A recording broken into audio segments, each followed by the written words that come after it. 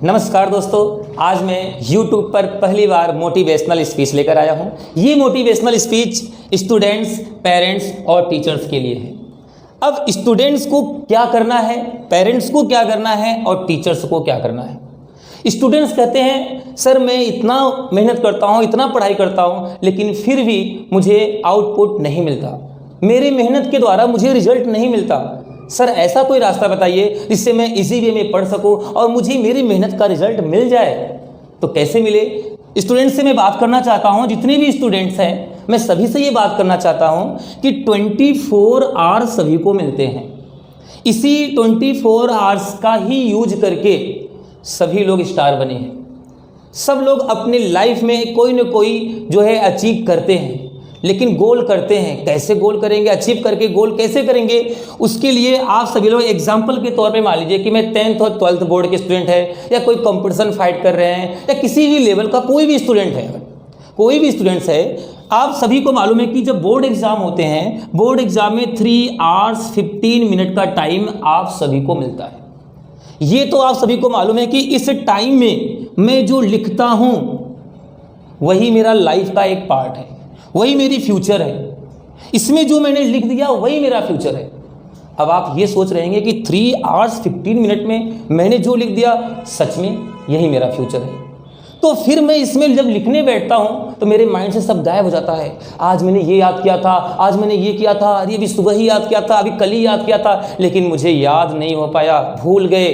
फिर आप जब एग्जामिनेशन हॉल में बैठते हैं तो वहाँ अपने पड़ोसी का हेल्प लेते हैं, टीचर इधर जाते हैं उधर जाते हैं, तो आप हल्का सा अपने डेस्क पर टच करते हैं, कहीं पड़ोसी से पूछ लें। यही करते हैं ना आप लोग? करते हैं कि नहीं करते हैं? आप लोग यही करते हैं। और फिर जब पड़ोसी से हेल्प नहीं मिलता क्योंकि एग्जामिनर राउंडिंग सीधे आप बैठ जाते हैं, तो फिर आपके मन में जो आता है राम भरोसे पूरा लिख, जो भी आता है वो आप तो लिख देते हैं, नहीं आता है तो कॉपी छोड़ के चले आते हैं। तो किसी ने पूछा आपसे कि बताइए कि क्या रिजल्ट रहा, आपने कॉपी में क्या लिखा, तो आप कहते हो मैंने बहुत अच्छा किया, बहुत अच्छा कॉपी में लिखा है मैंने और मुझे मेरा रिजल्ट मिलेगा। मैंने कहा वेरी गुड, टीचर भी खुश, पेरेंट्स भी खुश, और जब रिजल्ट आता है तो असफलता हाथ में लग जाती है। क्यों? क्योंकि आपको ही पता है कि आपने कॉपी में क्या लिखा। तो बेटा स्टूडेंट्स, मैं आपको यही बताना चाहता हूं कि आपके पास जो ये 3 आवर्स 15 मिनट का टाइम मिलता है, इस टाइम के लिए आप पूरे साल पढ़ते हैं। जुलाई, अगस्त, सितंबर, अक्टूबर, पूरे लास्ट मार्च तक यानी फरवरी तक आप पढ़ाई करते हैं। फिर स्कूल में जब आप जाते हैं, टीचर पढ़ाते हैं आपको, वर्क देते हैं आपको, होमवर्क भी देते हैं आपको, कॉपी में आप करते हैं। कॉपी में भी कई स्टूडेंट क्या काम करते हैं कि कॉपी में तो क्या काम करने समझते हैं, पड़ोसी से उधार ले लिया, अपने कोई फ्रेंड सर्कल से ले लिया, ये कॉपी दे दीजिए मैं कॉपी कर लूँ, कल सर वाले मैम, सर मैडम, मैथ वाले सर, इंग्लिश वाले सर सब डांटेंगे, इसलिए उनको खुश करना है। तो मैं क्या करता, उसको याद नहीं करता, सर ने जो वर्क दिया उसकी तैयारी नहीं करता, बल्कि मैं क्या करता हूँ दूसरों से कॉपी करके और सर को खुश करता। सर हाँ लाइए, रामू आपने कॉपी लाइए, जी सर ये कॉपी लीजिए।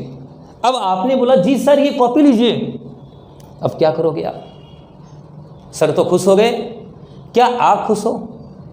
आप सोच के देखो, क्या आप जो कर रहे थे वो सही किए हैं अपने आप में? नहीं। क्या आपने फ्यूचर को सिक्योर किया है आपने? नहीं। आपने तो टीचर को, पेरेंट्स को खुश कर दिया, लेकिन आपने सही नहीं किया बेटा।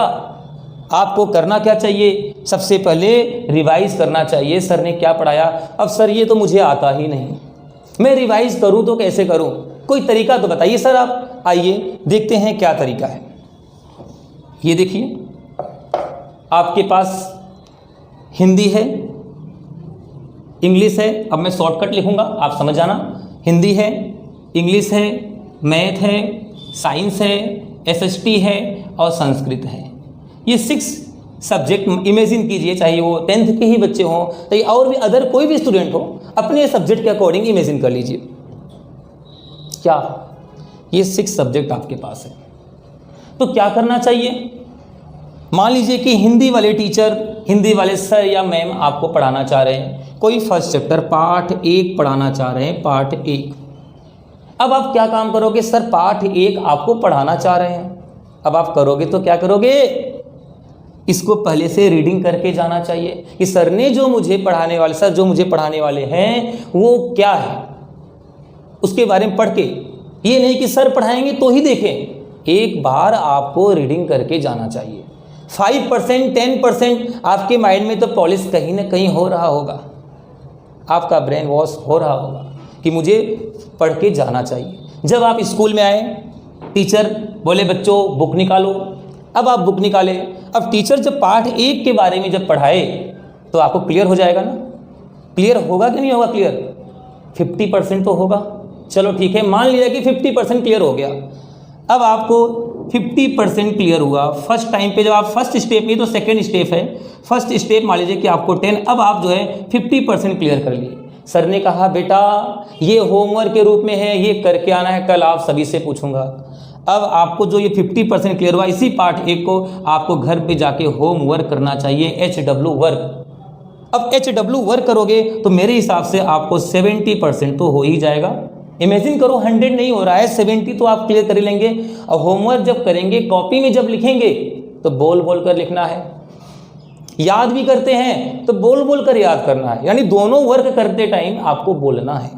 तो इससे क्या होगा कि आपका माइंड डाइवर्ट नहीं होगा और आपको बहुत जल्दी क्लियर हो जाएगा। अब आप जैसे क्लियर कर लिए, फिर अर्ली मॉर्निंग जल्दी उठ जाइए आप। अर्ली मॉर्निंग का मीन सुबह सुबह आप जल्दी उठिए। और जब आप सुबह जल्दी उठेंगे, कितने बजे? सर 7 बजे तो उठूंगा मैं, कोई बोलेगा सर 9 बजे उठता हूँ मैं, कोई बोलेगा 10 बजे उठता हूँ मैं। अब क्या करूँ? अरे बच्चों, जीवन बनाना है, लाइफ बनाना है, फ्यूचर सिक्योर करना है, तो ऐसे तो आप गलत हो जाओगे ना बेटा। तो क्या करना चाहिए मुझे? आपको मिनिमम 5 बजे उठना चाहिए। थैंक यू सर, आप 4 नहीं बोले, 5 बजे उठना चाहिए आपको। अब 5 बजे से लेकर 7 बजे तक, सर मेरी स्कूल तो 6:30 लग जाती है, तो मैं 7 बजे तक कैसे रिवाइज करूंगा? अर्ली मॉर्निंग उठ के कोई दिक्कत वाली बात नहीं है। 5 बजे से 6 बजे तक, यानी 5 to 6, इस टाइम में जो भी वर्क हिंदी में कराया गया आपको उसको रिवाइज करना है। हिंदी वाले वर्क को रिवाइज करना है, हिंदी वाले वर्क को आपको रिवाइज करना है, ये इस टाइम में करना है आपको। अब सर अब रिवाइज किए तो यहाँ पे आप 100% हो गए। अब वापस जब स्कूल में सेकेंड डे जाएंगे, सर बोलेंगे बेटा पाठ 1 आपको याद है, चलो सूरदास का जीवन परिचय बताओ। अब आप तुरंत सर सूरदास का जीवन परिचय ये है वो है, मतलब आपने सब बता दिया ना, कॉन्फिडेंस हुआ।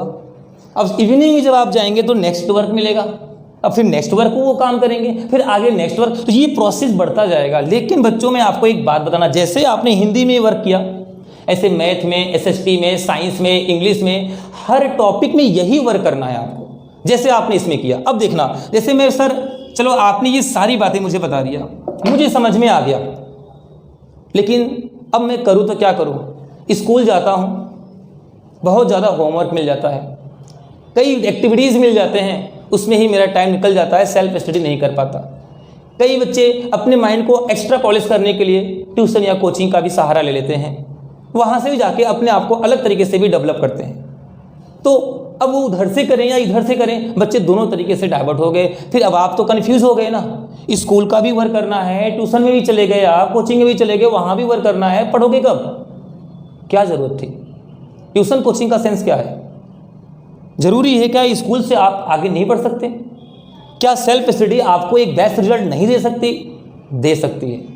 अगर स्कूल कोचिंग आप जाते हैं, ट्यूशन में भी मान लीजिए आप इमेजिन करें जाते हैं, तब तो आपका माइंड डीपली पॉलिश होना चाहिए, फिर तो बेस्ट क्या 100% बेस्ट रिजल्ट आना चाहिए, इसीलिए ज्वाइन करते हैं ना। और हर स्टूडेंट के लिए तो नहीं है ना, माइंड तो सबका सेम है, ऐसा तो नहीं कि किसी का माइंड डिफरेंट है, माइंड सबका सेम है, बस मैं उसको यूज सही तरीके से नहीं करता क्योंकि आलस जो है हमारे पास। तो इसलिए बच्चों आप लोग अगर ये नहीं कर पा रहे हैं तो एक तरीका मैं आपको और बताने जा रहा हूँ। क्या है वो प्रोसेस? आप ऑल सब्जेक्ट में जितने भी सब्जेक्ट है ये आपके पास, जितने भी ये ऑल सब्जेक्ट हैं आपके पास, एक प्रोसेस सेट कीजिए कि 10 क्वेश्चन सब में सेट कीजिए कि 10 मुझे हिंदी में, 10 क्वेश्चन इंग्लिश में, 10 मैथ में, 10 SST में, ऑल सब्जेक्ट में जो भी आपके पास है आपको 10 का एक प्रोसेस तैयार कर लो कि मुझे 10 क्वेश्चन, शॉर्ट टाइप है, वेरी शॉर्ट है तो 10 लीजिए, शॉर्ट टाइप क्वेश्चन है तो 5 लीजिए, और लॉन्ग टाइप क्वेश्चन है तो 1 या 2 लीजिए। आप सभी लोग बुक भी यूज करते हैं, कई बच्चे रिफ्रेशर भी यूज करते हैं, तो आप इस तरीके का भी प्रोसेस बना सकते हैं। अगर 10-10 भी लेंगे तो 10 से अगर 1 वीक में 7 डेज होता है तो 6 डेज आपको क्या करना है, 10 के अकॉर्डिंग चलना है। तो 6 डेज में आपने कितने क्वेश्चन कर लिया, 60 क्वेश्चन कर लिया आपने। अब संडे को आप मत पढ़िए, जो ये 60 क्वेश्चन है संडे को वापस उसको रिवाइज करिए। सर ये तो बहुत ज़्यादा वर्क लग रहा है, कोई ज़्यादा वर्क नहीं है, ये बहुत इजी प्रोसेस है ये। अब क्या बेनिफिट मिलने वाला है, अब आप देखिए, ये देखिए मैंने इसको रफ कर दिया, अब आपको बताने जा रहा हूं आपको बेनिफिट क्या मिलने वाला है। आपने अगर 10 क्वेश्चन के हिसाब से ऑल सब्जेक्ट करते हैं तो 6 डेज में 60 तो कर लिया, लेकिन ये जो 60 क्वेश्चन है 10-10 के हिसाब से ऑल सब्जेक्ट का 60, मॉर्निंग का जो मैंने टाइम बनाया 5 to 6, आपको इसमें केवल रिवाइज करना है। आपका टॉपिक क्लियर हो गया तो उसको रोज देखना है, आपका ये पर्सनल टाइम है रिवाइज का। अगर आप रेगुलर रिवाइज करेंगे तो जहां तक है आपको बेस्ट रिजल्ट मिलेगा। जैसे हनुमान चालीसा आप पढ़ते हैं रोज, अगर मान लीजिए इमेजिन करो कोई भी ईश्वर, जितने भी जिसके अपने धर्म के हिसाब से जो भी भगवान या ईश्वर अल्लाह जिसकी पूजा करते हैं, सब अपने अपने एक्टिविटीज़ को करते हैं, जैसे भी करते हैं आपको याद हो जाता है। आप कुछ भी सोचते रहते हैं लेकिन माइंड में आगे चलता रहता है प्रोसेस। स्कूल में प्रेयर करने जाते हैं, स्कूल की प्रेयर भी आपको याद हो गई है, क्यों? क्योंकि आप रेगुलर करते हैं। ऐसे ही आप जितना भी टॉपिक आपका क्लियर है आप रेगुलर मॉर्निंग में रिवाइज कीजिए। आता है तो भी रिवाइज कीजिए, आता है तो भी रिवाइज कीजिए। जैसे मान लीजिए कि इमेजिन ये कर लीजिए कि 2 एक्सरसाइज मैंने पढ़ा दिया आपको। कितने एक्सरसाइज पढ़ा दिया मैंने? 2 एक्सरसाइज मैंने आपको पढ़ा दिया। अब 2 एक्सरसाइज मैंने पढ़ा दिया, उसका टेस्ट भी ले लिया मैंने आपका। बच्चों आपसे ही बोल रहा हूँ, 2 चैप्टर मैंने करा दिया, उसका टेस्ट भी ले लिया मैंने, लेकिन टेस्ट ले लिया, 3rd चैप्टर पढ़ा रहा हूँ, अब 2 चैप्टर आप ध्यान देना कम कर दिए, 3rd के ही पीछे पड़ गए। जब मैं सरप्राइज खड़ा किया, रामू खड़े हो, श्यामू खड़े हो, अब आपके माइंड में क्या आया? रामू खड़े हो, श्यामू खड़े हो, राघव जी खड़े हो, क्या आया माइंड में? सर आपने तो बोला ही नहीं था 1st 2nd के लिए। सर अभी तो आप 3rd पढ़ा रहे हैं, आप 1st 2nd भूल गए। एग्जाम नज़दीक आ जाता है, 1st 2nd आपने ध्यान नहीं दिया, और एग्जाम जब नज़दीक आ जाता है आप क्या करते हैं? आप बताइए आप क्या करते हैं? पूरा दिन एसएसटी में जिस भी टॉपिक का एग्जाम है वो लेकर आप बैठ जाते हैं और उसी को बार बार दिन भर रात भर रटते हैं। फिर जो 3 यानी ये 3 hours 50 मिनट के लिए पूरे साल जो आपने पढ़ने के लिए पूरी जो बुक आप पढ़ते हो, फिर उसका रोल क्या निकला? इसमें तो मेरे को नहीं लगता कि आपको बेस्ट रिजल्ट मिल रहा है। आप इसी टाइम पे तो पूरे साल पढ़ते हैं, तो 1st 2nd क्यों भूल गए आप? इसीलिए आपको कह रहा हूँ 5 to 6 आपका क्लियर हो चुका है, वो रिवाइज टाइम है मेरा, आपको रेगुलर रिवाइज करना चाहिए, इससे आपको बेस्ट से बेस्ट रिजल्ट मिलेगा। एक चीज़ को बार बार आप देखोगे तो रिवाइज होगा। ऐसा मत सोचो ये तो मुझे आता है, मैं ये क्यों करूँ, ये मैं नहीं कर सकता, ये तो मुझे आता है। सर आप बार बार इसी को क्यों दे रहे हो? सर ये तो आता है, आगे वाला एक्सरसाइज कराओ। ये आलसपन, ये नहीं होना चाहिए। आता है उसको वापस करो। मान लीजिए कि आपने 2 + 2 4 लिखा, अब इसको वापस 2 + 2 4 बता दोगे, 2 + 3 तो 5 बता दोगे, 6 + 3 तो 9 बता दोगे। क्यों बता दिए? क्योंकि आपने बार बार ये आपके माइंड में सेव है। क्यों सेव है? क्योंकि आप 1st क्लास से अभी तक कैलकुलेशन करते आए हो, इसलिए आप बता पा रहे हो। तो ऐसे ही जो भी एक्सरसाइज आपको पढ़ाया जा रहा है, अगर आप रोज रिवाइज करोगे तो मेरे हिसाब से सरप्राइज भी एग्जाम होगा, नॉलेज भी मेंटेन आपकी होगी, नॉलेज इंक्रीज भी होगी, आप अच्छा से अच्छा करोगे और आप कभी भूलोगे नहीं। ये भूलने वाली बीमारी खत्म हो जाएगी। अब कुछ बच्चे आए, सर एक बात बताइए आप, मैं तो जो भी पढ़ता हूँ मैं क्लियर ही नहीं कर पाता, मेरे सामने तो बहुत ही ज़्यादा प्रॉब्लम आ जाती है। मैंने बोला क्या? सर मेरे को समझ में नहीं आता, ना मैथ ना इंग्लिश ना साइंस। कोई बात नहीं, उसके लिए रास्ता है। इमेजिन करो मैंने एक एपी का कॉन्सेप्ट लिया। इमेजिन करो आप, जैसे ये एपी का मतलब अर्थमेटिक प्रोग्रेशन, ये 1 है, 3 है, 5 है, 7 है, ये एक लाइन गिवन कर दिया है 1 3 5 7। एपी क्या है? जिसमें जो सीरीज गिवन है एपी की, एपी का मतलब जैसे जो फर्स्ट नंबर पे इसका नाम है A1, सेकंड को बोलता हूँ A2, थर्ड को बोलता हूँ A3, फोर्थ को बोलता हूँ A4। ऐसे जैसे जैसे नंबर आगे बढ़ता जाता है वो number A1 A2 A3 A4 ऐसे चलता जाता है। अब इन सभी में जो डिफरेंस है, जो शुरू में है फर्स्ट टर्म यानी जो स्टार्टअप में है, उसको मैं बोलता हूँ A1 = A यानी 1, A1 को A भी करता हूं मैं, A1 equal to 1, first term हुआ। अब D की बात करो, इसमें एक नाम आया D। सर ये D क्या है? D का मीन कॉमन डिफरेंस, यानी इन सब में कितने का डिफरेंस है। अब AP मुझे पता करना है, AP ये करता है कि जो सीरीज गिवन है उन सभी में डिफरेंस यानी अंतर सेम आने चाहिए। तो इसका मतलब ये A1, ये A2, ये A3, ये A4, तो A2 माइनस A1। अब A2 में से A1 माइनस कर दिया तो A2 की वैल्यू क्या है 3, A1 की वैल्यू क्या है 1, क्या मिल गया आपको 2। तो कॉमन डिफरेंस क्या मिल गया 2। अब एग्जामिनर क्या करेगा कि इस 1 3 5 7 की जगह पे अंडर रूट 1 2 3 अंडर रूट का यूज कर सकता है। इसको अपॉन में 1/3 1/7 अपॉन में ले सकता है, माइनस में ले सकता है, प्लस में। एक नेम ही तो चेंज करेगा, काम तो वही करना है आपको। ए के लिए फर्स्ट वाले को और डी के लिए आपको सेकंड में से फर्स्ट को माइनस ही तो करना है बेटा।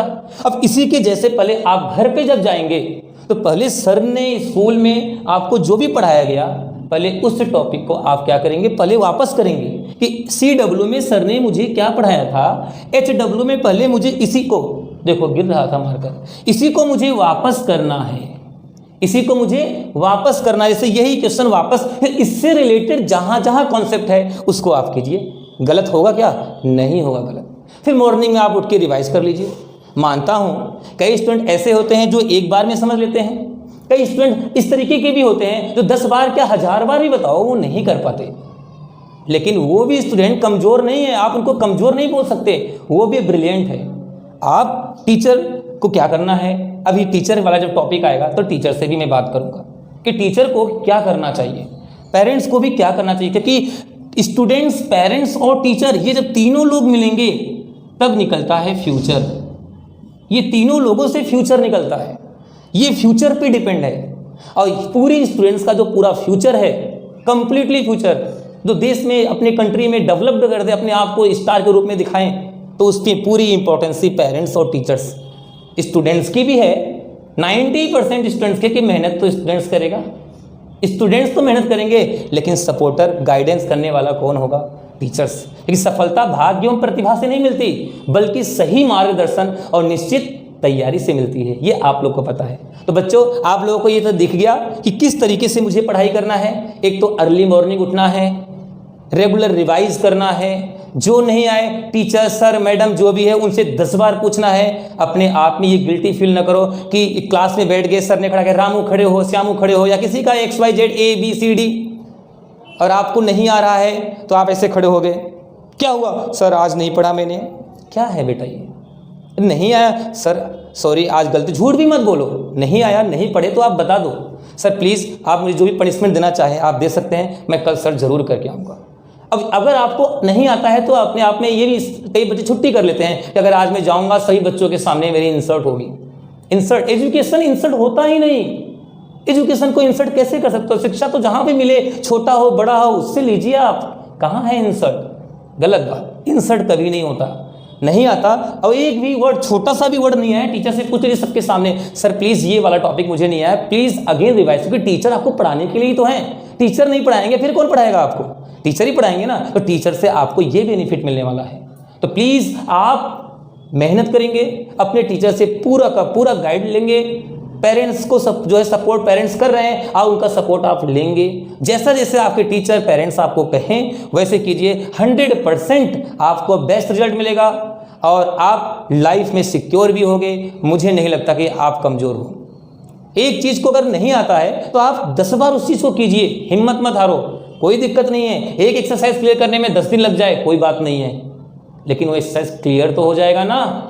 आगे जाके धीरे धीरे अपनी स्पीड बढ़ा लेंगे। तो कमज़ोर क्यों कह रहे हो आप? लेकिन 5 to 6 जो मैंने आपको बताया ये आपको रेगुलर उठ के रिवाइज करना है। जो स्टूडेंट 4:30 उठ जाते हैं 4 o'clock, वो और अच्छी बात है। आप कितने बजे उठ पाते हो डिसाइड आपको करना है, क्योंकि जब से जागो तभी सवेरा है। चलिए, thank you students, all the best. आशा करता हूं कि मेरी ये वीडियो आपको बहुत अच्छी लगी हो और इस वीडियो को देखकर आप जरूर आगे बढ़ेंगे। आइए मैं बात करता हूं हम सभी पेरेंट्स को मेरा प्रणाम। मैं भी एक पेरेंट्स ही हूं, आप सभी को मेरा प्रणाम। आइए पेरेंट्स से बात करते हैं। अब जब पेरेंट्स से बात करने के लिए मैं आपके सामने आया, पेरेंट्स यहाँ हैं, आइए भाई चलिए सभी पेरेंट्स आ गए, इन सबको नमस्कार है मेरा। ये जो पेरेंट्स आ गए सभी को मैंने प्रणाम किया, और मेरे इस वीडियो को देखने वाले आप सभी को मेरा प्रणाम। क्योंकि ज़िंदगी में आगे वही बढ़ सकता है जो मेहनत करेगा, और मेहनत करने वालों की कभी हार नहीं होती। एक बार गिर गए, 2 बार गिर गए, 3 बार गिर गए, अगर उठने की चाह है तो आप ज़रूर आगे बढ़ेंगे। तो पेरेंट्स का सपना क्या होता है कि मेरा बच्चा पढ़े लिखे आगे बढ़े। किसी कारणवश मैं गवर्नमेंट जॉब नहीं भी पा पाता हूँ, ये कई ऐसी परिस्थितियाँ आ जाती है कि पढ़ाई नहीं हो पाती है, तो किसी न किसी रिजल्ट से हम लोग पढ़ाई नहीं कर पाते हैं। तो फिर मैं सोचता हूँ कि मेरे जो बच्चे हैं, कम से कम मैं नहीं पढ़ पाया, मेरे बच्चे ज़रूर पढ़ें। तो मैं अपना सपना अपने बच्चों से रखता हूँ और बच्चों को पढ़ाता हूँ। अब पेरेंट्स ने क्या किया, आइए बात करता हूँ। पूरी फैसिलिटी बच्चों को दे दिया। ऐसा कोई फैसिलिटी नहीं है कि जो बच्चों को नहीं मिल रहा है, सारी फैसिलिटी। आप परेशान हो जाते हो, तकलीफ उठा लेते हो लोगों से कर्जा लेके, लेकिन अपने बच्चों को तकलीफ में नहीं आने देते हो। फिर भी मेरे बच्चों का फ्यूचर अंधकार में है, मेरे बच्चों का फ्यूचर सिक्योर नहीं हो रहा है। कैसे करें सिक्योर? क्यों नहीं हो रहा है? हम लोग बिजी हो गए हैं, अपने बच्चों के लिए 10 या 15 मिनट का टाइम नहीं निकाल पा रहे हैं। तो लेकिन जब कोई पार्टी, शादी विवाह, तो टाइम ही टाइम है, बच्चों चलो ये अच्छे अच्छे कपड़े लाना, ये लाना, वो लाना, सब करते हैं आप अपने बच्चों के फ्यूचर के लिए इतना करते हैं। तो क्या आप मेरी बात मानकर 30 मिनट 30 मिनट क्या बच्चों के लिए अलग से एजुकेशन फ्यूचर को लेकर नहीं निकाल सकते? कि सर ने आपको क्या पढ़ाया, मैम ने आपको क्या पढ़ाया, स्कूल में क्या पढ़ाया गया, चेक करना कि बेटा आज क्या क्या पढ़ाई हुई, मुझे बताओ। कोई कमजोरी है, कोई बात हो तो मुझे बताओ, मैं ऐसा शेयर। तो आपको अपने बच्चे के साथ, सर मैं तो पढ़ा लिखा ही नहीं हूँ, कोई अपनी भाषा में, कोई अपनी भाषा में, मैं बच्चों से क्या पूछूंगा? बच्चों को स्कूल भेज दिया, ट्यूटर लगा दिया, वो कर रहे हैं बच्चे। अरे आप पढ़े लिखे नहीं हो, पूछ तो सकते हो ना आप अपने बच्चों से कि बेटा आज क्या पढ़ाया गया, क्या नहीं पढ़ाया गया, कोई प्रॉब्लम हो मुझे बताओ। जब आप अपने बच्चों के साथ 24 आवर्स लगे हुए हैं, सुबह से शाम तक आप अपने बच्चों के लाइफ के लिए पूरी तरीके से फ्यूचर में लगे हुए हैं, तो क्या आप 30 मिनट नहीं दे सकते? क्या नाइट में निकाल लीजिए, रात में अलग से निकाल लीजिए, जैसे ही जॉब से आते हैं आप, और चेक कीजिए उनकी कॉपी डायरी में क्या है, नोटिस क्या है, स्कूल से क्या आया है, कोई टीचर पढ़ाया तो उन्होंने क्या पढ़ाया, बात कीजिए। चलो मान लीजिए टाइम वो भी नहीं मिला, संडे तो टाइम मिला ना। संडे क्यों? गवर्नमेंट ने परमानेंटली संडे क्यों दिया है? ताकि उस टाइम फैमिली के साथ रह सके, बात कर सके, अपने बच्चों के फ्यूचर को देख सके। तो संडे में 39 मिनट तो निकाल सकते हैं आप। ये तो आप शायद मेरे हिसाब से तो कर सकते हैं। इससे बच्चों में क्या होगा? मोटिवेशनल, यानी मोटिवेट बच्चे होंगे, बच्चे पढ़ेंगे कि आज पापा पूछ सकते हैं, मम्मी पूछ सकती है कि आज ये मुझे पढ़ाया गया, नहीं पढ़ाया गया, चेकआउट हो सकता है। जब मैं ये वर्क नहीं करता, पेरेंट्स सपोर्ट इतना कर रहे हैं और बच्चों के साथ 30 मिनट नहीं जुड़ रहे हैं, तो मुझे ऐसा लग रहा है कि बच्चे किसी न किसी अदर एक्टिविटीज़ में इंक्लूड हो जाते हैं, और फिर उनका कहीं ना कहीं ब्रेन डाइवर्ट हो जाता है, माइंड डाइवर्ट होने लगता है, वॉश नहीं हो पाता। और आपको लगता है कि मेरा बच्चा ये, फिर शैतान बच्चा बन जाता है। फिर आप कहते हैं, कई बार बच्चे आपको सुना भी देते हैं, पापा मुझे आप बोलते हो, उसको तो कुछ नहीं बोलते, मम्मी मुझे आप बोलती हो, इनको नहीं बोलते। बच्चे ने आपको जवाब दे दिया था कि आप तो पेरेंट्स हैं, पेरेंट्स तो ईश्वर हैं, बच्चों के गॉड हैं, तो फिर ऐसा क्यों? तो प्लीज़ जितने भी पेरेंट्स हैं, आप लोगों से मेरी यही विनती है कि आप अपने बच्चों के लिए 30 मिनट का टाइम रेगुलर निकालें और उनके फ्यूचर के लिए सपोर्ट जितना हो सके उतना कीजिए। मैं भी पेरेंट्स हूँ, मैं भी अपने बच्चों के लिए सपोर्ट कर रहा हूँ, करूँगा। अब ये कोरोना जैसे महामारी में इतनी प्रॉब्लम है, इस परिस्थिति को देखते हुए मैंने सोचा मैं भी एक मोटिवेशनल स्पीच बनाऊँ। आज मार मुझ पर ही पड़ रही है, इसलिए पड़ रही है कि हम लोग प्राइवेट टीचर हैं, हमारे पास कोई जॉब नहीं है, लॉकडाउन लगा हुआ है, कोरोना जैसे महामारी है, फैमिली गांव में है, क्या करें? पैसा कमाना है, कोई प्रॉफिट भी नहीं मिल पा रहा है, साधन क्या ले? फिर ऑनलाइन क्लास का सहारा ले रहा हूँ। ऑनलाइन में भी बच्चे इंक्लूड नहीं हो पा रहे हैं क्योंकि सपोर्ट नहीं मिल पा रहा है। पेरेंट्स चाहें तो बहुत कुछ हो सकता है, डिपेंड आप पे करता है। आइए मैं बात करता हूँ अपने सभी टीचर्स भाइयों से। आशा करते हैं सभी पेरेंट्स से मेरा वापस प्रणाम। आशा करते हैं आप कुछ न कुछ ज़रूर करेंगे। फैसिलिटी दे दिए हैं, लेकिन उसका यूज बच्चा कर रहा है, इफेक्ट कैसा हो रहा है? आप बच्चों के फ्रेंड, माता पिता सब हैं। बच्चा हंसता है तो आप हंसते हैं, बच्चे तकलीफ में आते हैं तो आप भी तकलीफ में आते हैं। तो जब बच्चे की फ्यूचर के साथ कोई ट्रेजिडी हो रही है तो उसमें सपोर्ट क्यों नहीं कर रहे हैं? प्लीज़, आशा करता हूँ मेरी बात आप समझ गए होंगे, और मेरी अगर बात आपको बुरा लगा हो तो उसके लिए माफ़ी चाहता हूँ। लेकिन प्लीज़ अपने बच्चों के लिए 30 मिनट निकालिए। मुझे अपने बच्चों का भविष्य, मेरे बच्चों का भविष्य ही देश का भविष्य है। इस देश का भविष्य तभी उजागर होगा, आत्मनिर्भर भारत तभी आगे बढ़ेगा जब हम अपने बच्चों के साथ 30 मिनट रेगुलर डेली या 2 डेज में 1 दिन 2 दिन तो देना ही देना है, ताकि बच्चों को पता चले। Thank you, all the best, आपको भी, मेरे लिए भी ऑल द बेस्ट। आइए बात करता हूं मैं अपने सभी टीचर भाइयों से। हमारे जो सारे टीचर भाई हैं, आज मैं अब इनसे बात करता हूं। स्टूडेंट्स, टीचर क्लास में आ गए, भाई बच्चे बैठे हुए हैं क्लास में, टीचर भी बहुत मेहनत करते हैं। टीचर तो टीचर ही है, पूरे फ्यूचर के पार्ट 90% जो पूरा बच्चों के साथ जुड़ा हुआ फ्यूचर होता है वो टीचर है।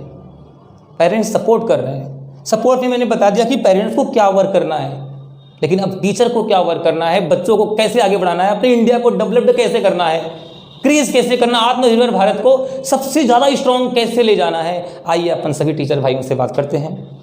सर मैडम जो भी हो, तो टीचर आए, बच्चे क्लास में आ गए, बच्चे की कमजोरी देखना है मुझे, हमारे बच्चों के साथ प्रॉब्लम क्या हो रही है। कई बार होता है बच्चों का रिजल्ट आ जाता है, पेरेंट्स मीटिंग में पेरेंट्स आ जाते हैं, मैं क्या करता हूँ कि बच्चों की कमजोरी बताता हूँ। सर क्या पढ़ता है बच्चा आपका? सर कुछ नहीं पढ़ता ये बच्चा आपका, सर एकदम कमज़ोर हो चुका है आपका बच्चा, सर आप ध्यान देते हो कि नहीं?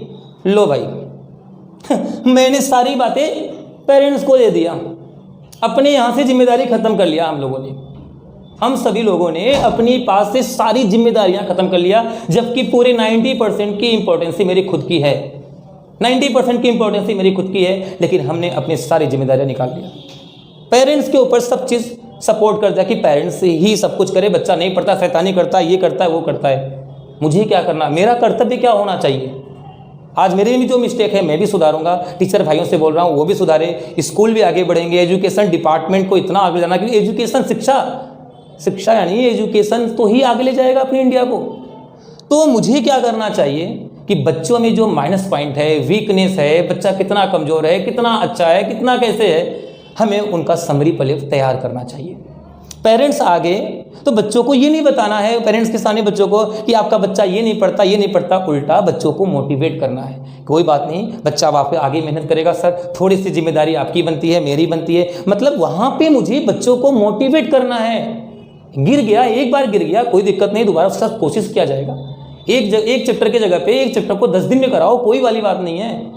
कोर्स नहीं हो पा रहा है, धीरे धीरे बाद में देख लेंगे, लेकिन एक बार ट्रैक पे लाने का ट्राई तो करें। हम बच्चों के ऊपर पूरा करते, बच्चे के माइंड में नेगेटिव आ जाता है, मैं तो कमज़ोर हूँ, मैं तो ये नहीं कर सकता, सर ने ही बोल दिया, फिर घर पे आते पापा की भी डांट मिलती है, क्या करते हो तुम, देखो तुम्हारे सर स्कूल वाले क्या कर दिए, स्कूल में सर कह रहे हैं कि तुम्हें कुछ भी नहीं आता, पेरेंट्स की डांट, वहाँ की डांट। अब बच्चा हो गया नर्वस, अब बच्चा डेवलप नहीं हुआ, उसका माइंड इंक्रीज नहीं हुआ, उसका माइंड 0 होने लगा।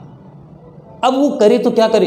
तब उसके पास केवल एक ही रास्ता है, जब मेरे साथ ऐसा हो ही रहा है तो चलो शैतानी ही करते हैं, फिर वो बच्चा और ज़्यादा प्रॉब्लम करने लगता है स्कूल में। मेरा काम क्या होना चाहिए? टीचर भाइयों से यही विनम्र निवेदन है, मेरा काम ये होना चाहिए कि अगर बच्चों के साथ कोई ट्रेजेडी हो रही, लग रहा है ये बच्चा कमज़ोर है, तो पर्सनली पेरेंट्स को पर्सनली बुलाओ। बच्चों को तो पता ही नहीं चलना चाहिए, पर्सनली पेरेंट्स को बुलाओ, बातचीत करो, सर आपके बच्चे के साथ ये है, ये प्रॉब्लम हो रही है, थोड़ा सा आप भी टाइम दो, मैं भी टाइम दूंगा अलग से। फिर उन बच्चों को मैं अलग डिवाइड करूँ, सेक्टर बना दूँ उनका, भाई जो थोड़ा सा जल्दी कवर कर रहे हैं स्टूडेंट उनको अलग बैच दे दूँ, जो मीडियम एवरेज वाले हैं उनको अलग बैच, जो कमज़ोर हैं उनमें स्पेशल बेस्ट से बेस्ट टीचर, एक्स्ट्रा अलग एक्टिविटीज़ भी दूँ मैं उनको। खेल खेल में जिस भी चीज़ें बच्चे का मन लगता है, वो सब्जेक्ट जो न्यू एजुकेशन रूल आ रही है, वहाँ आज की न्यू एजुकेशन रूल में बच्चों को लाइफ ज़रूर मिलने वाली है, क्योंकि बच्चे अपने मन पसंद अपना वर्क कर सकते हैं, चाहे वो खेल में जाए, चाहे किसी भी एक्टिविटीज़ में जाए, बच्चों का मिलने वाला है। तो मुझे भी स्कूल में भी बच्चों के साथ ऐसा पैटर्न यूज करना पड़ेगा, सपोर्ट करना पड़ेगा, टीचर की एक यूनिटी बनानी पड़ेगी। ये कंपटीशन नहीं हो रहा है टीचर में, यूनिटी बनानी है टीचर में, सब टीचर मिलेंगे अगर 101% बच्चे का फ्यूचर बनेगा। लेकिन टीचर में अगर हल्का सा नेगेटिव, ये सर तो ऐसे आ रहे हैं, तो ऐसे ही कहते हैं, ये मैम तो ऐसे ही कहती है, ये तो ऐसे ही कहते हैं, उनकी बातों पे ध्यान मत दो, अगर ये बात भी आपने बच्चों को बोल दिया, इससे बच्चा आगे नहीं बढ़ा, वहाँ पर भी 0 हो रहा है। क्यों 0 हो रहा है? क्योंकि बच्चों के माइंड में ये सर तो ऐसे ही बोलेंगे, ये मैम तो ऐसे ही बोलेंगे, ये सर तो ऐसे ही बोलेंगे, पेरेंट्स के पापा वो तो सर ऐसे कर रहे थे वो, अब पेरेंट्स भी नेगेटिव। अब पेरेंट्स की क्या गलती है इसमें? सुबह से शाम तक बच्चों के लिए मेहनत कर रहे हैं, फिर रिजल्ट डाउन हुआ, पेरेंट्स से सुन रहे हैं, मेहनत सुन रहे हैं, ज़िंदगी की मार पड़ रही है, हर तरीके से मार पेरेंट्स से पड़ रही है। फीस जो देना है टाइम पे फीस पहुंचा देते हैं। अभी उनके साथ ही प्रॉब्लम चल रही है, हमारे साथ भी चल रही है, अभी तो पूरे देश के साथ प्रॉब्लम चल रही है। लेकिन किसी न किसी रूप से आप सभी लोगों को आत्मनिर्भर भारत के इस अभियान में शामिल होना है और मेहनत करना है।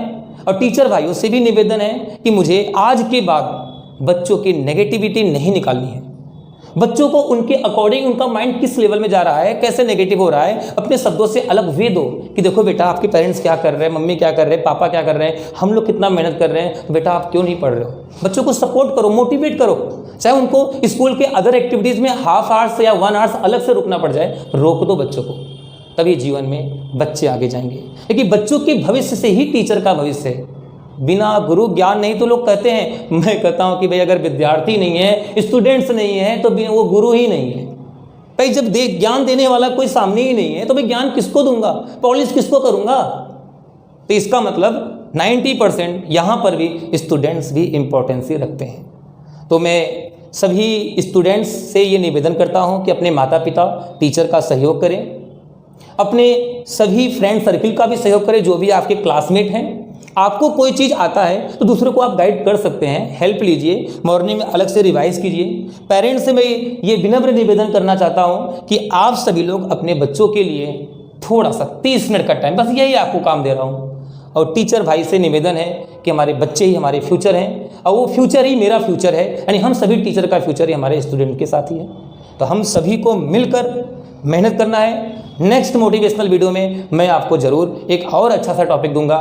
तो आज की ये वीडियो में अगर कोई भी गलती या कोई भी त्रुटि हो गई हो तो उसके लिए माफ़ कीजिएगा। जय हिंद, जय भारत।